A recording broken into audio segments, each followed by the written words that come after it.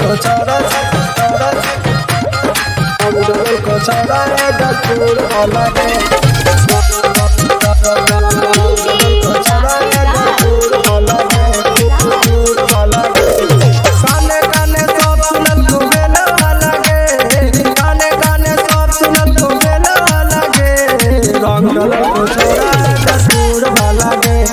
रंगडलल को छोड़ा नारायणपुर वाला गे माजा लग छोड़ दल को डीजे वाला गे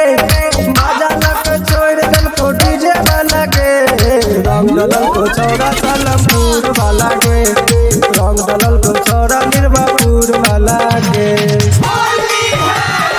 रंगडलल को छोड़ा गलपुर वाला गे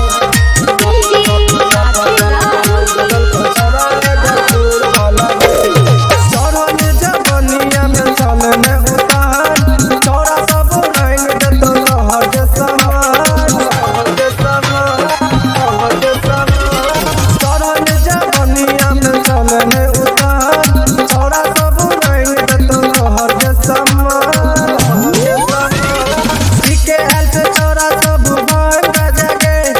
ठीके हाल से छोड़ा सब भांग जगे रंगडलल को छोड़ा तोरा कोटिया वाला गे रंगडलल को छोड़ा तोरा रैमा वाला गे रंगडलल को छोड़ा रंगडलल को छोड़ा गलपुर वाला गे रंगडलल को छोड़ा गलपुर वाला गे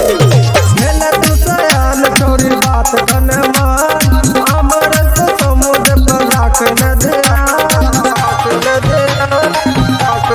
मेला तू सयान छोरी बात कन मान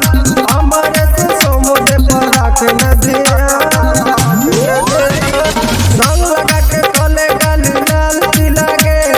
रंग लगा के कले गाल लाल पीला गे रंगडलल को छोड़ा मधुबनी वाला गे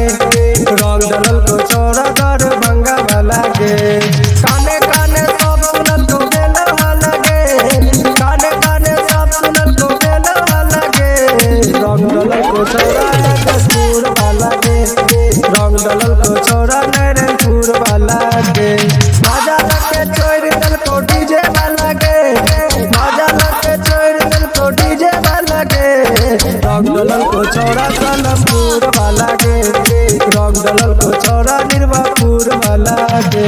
Saraswati art music recording studio Delhi.